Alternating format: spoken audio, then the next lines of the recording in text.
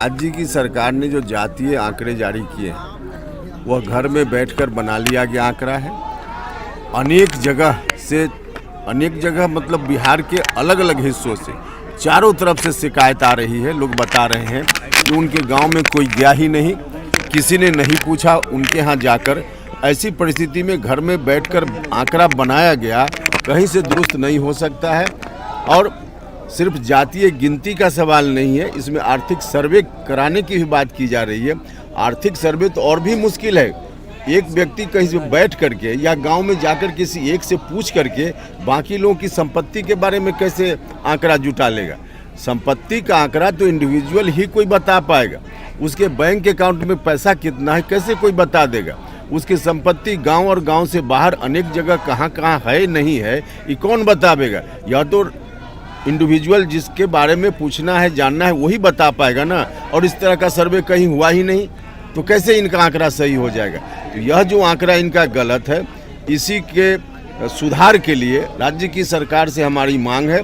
राज्य की सरकार ध्यान नहीं दे रही है। हम महामहिम राज्यपाल महोदय से जाएंगे और कहेंगे कि आप हस्तक्षेप कीजिए। सर, क्या लग रहा है किसी वर्ग विशेष के आंकड़ों में बढ़ाकर दिखाना राजनीतिक?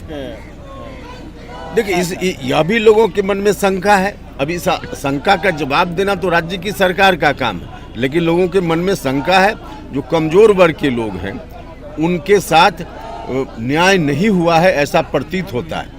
और निश्चित रूप से जो लोग सत्ता में हैं उनके साथ तो अन्याय नहीं होगा ना।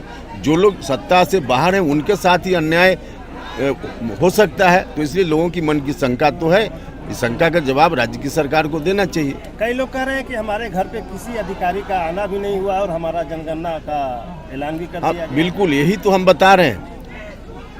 अब घर पे नहीं जाकर मान लिया सरकार कहे कि गांव में गया होगा, किसी से पूछ लिया हो। किसी से पूछकर संपत्ति का आंकड़ा कैसे जुटाया जा सकता है। उस परिवार में कितने लोग हैं संख्या तो गांव का लोग भी बता दे सकता है। किस जात से वो आते हैं यह गांव का लोग बता दे सकता है, लेकिन उनकी संपत्ति कितनी है यह कैसे कोई दूसरा व्यक्ति बता दे सकता है। और इस तरह का आंकड़ा नहीं जुटाया गया फिर कैसे सही आंकड़ा हो गया। आंकड़ा सही नहीं है, मेरा दावा है।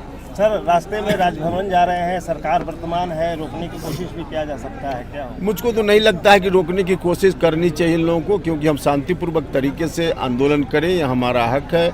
जनतांत्रिक लोकतांत्रिक संवैधानिक हमारा अधिकार है, इसलिए नहीं रोकना चाहिए। हम शांतिपूर्वक तरीके से आंदोलन करने के लिए निकले।